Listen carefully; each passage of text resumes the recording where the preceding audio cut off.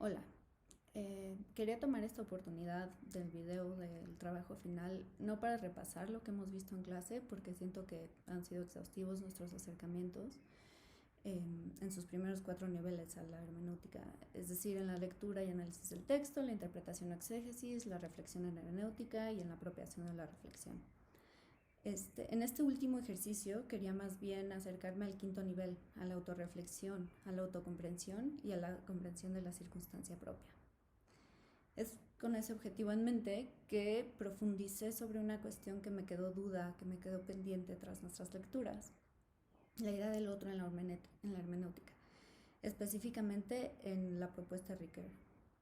Como leímos en clase, el filósofo francés proponía como parte esencial del quehacer hermenéutico, como una consecuencia del trabajo de interpretación, la comprensión del otro y de sí mismo. En sus palabras, apropiarse es conseguir que lo que era ajeno se haga propio. Mi duda se refiere más bien al concepto del otro en Emmanuel Levinas. Si partimos de la idea de que el completamente otro es inasible en su absoluta alteridad, ¿cómo puede ser entonces que Ricoeur proponga no solo una comprensión, sino una apropiación del otro? Por suerte, los dos filósofos mantuvieron un diálogo y discutieron esta cuestión específica. Sobre todo, Ricoeur en su libro Sí mismo como otro plantea varias de las cuestiones de Levinas y a su vez le pone algunas preguntas que ahorita vamos a ver. Ricoeur parte en este libro de la diferencia esencial entre el yo y el sí mismo. El sí mismo visto más bien como reflexivo. Esta diferencia también fue abordada por Levinas en otro ensayo anterior del 1953 que se llama De la evasión. Bueno, como les decía, la diferencia es que el sí mismo es capaz de observarse y juzgarse como otro. Ricoeur se pregunta, sin embargo, si realmente somos capaces de pasar de la potencia de juzgarnos a la acción de juzgarnos. Para resolver esta cuestión, apela entonces al concepto de amistad sustentada en bondad de Aristóteles y argumenta que, además de una estima de sí, es necesaria una justicia que implica fuerza a la vida en sociedad. Existe una carencia en el individuo que debe ser llenada por otro que sí. Pero la otredad de Levinas, dice Ricoeur, esta es una de las dudas, no admite una relación, sino solamente una conminación. Es decir, solamente acepta que el otro se anteponga ante mí y me exija una responsabilidad. Según Ricoeur, no es necesaria la conminación, si se parte de esta idea de amistad sustentada en la bondad, porque entonces el individuo va a querer lo mismo para sí, porque se quiere a sí mismo, es bueno con sí mismo y va a querer entonces lo bueno para otro que sí. Ricoeur apela por un sentido de conciencia indecible más allá de la norma y del deber de la ética de Levinas, que era en la existencia de una espontaneidad benévola, no necesariamente ligada a la amistad, sino más bien a un sentimiento de reconocimiento en que el dar y el recibir son posibles.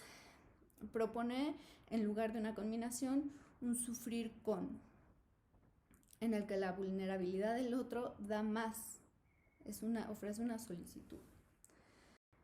La hermenéutica del sí busca la respuesta a una de las preguntas más importantes de la segunda mitad del siglo XX. ¿Quién? ¿Quién habla? ¿Quién actúa? ¿Quién se narra?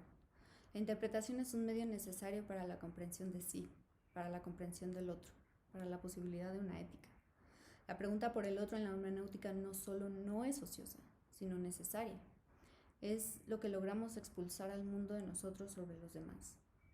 Dicen que la lectura, que el arte en general es un acceso a mundos diferentes, a personas, a culturas, a pensamientos diferentes. La interpretación es nuestra llave a ella y nuestra concepción del otro es la lente por medio de la cual la vemos. Si tomamos como ejemplo Cabeza flechada de José Clemente Orozco, esta pintura de gran formato que es parte de la serie Los Teules y trata sobre la conquista de México, es una visión completamente distinta, por ejemplo, a la de Siqueiros en El tormento de Cuauhtémoc. Orozco logra ver al conquistador como un otro, con un rostro que también sufre, Al final, la decisión de venir a conquistar a México tal vez ni siquiera fue suya, como lo sabemos hoy en día.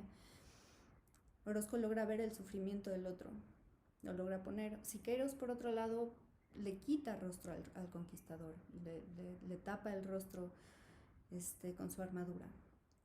Es en esta concepción de la historia, como decía Gadamer, si logramos ver la historia como una situación límite del ser, como una situación límite a partir de la cual se parte para la hermenéutica, es entonces una decisión, una responsabilidad y un actuar ético, cualquier exégesis y cualquier consecuente autorreflexión de la historia, del arte, de nuestra lectura, de nuestras relaciones con otros.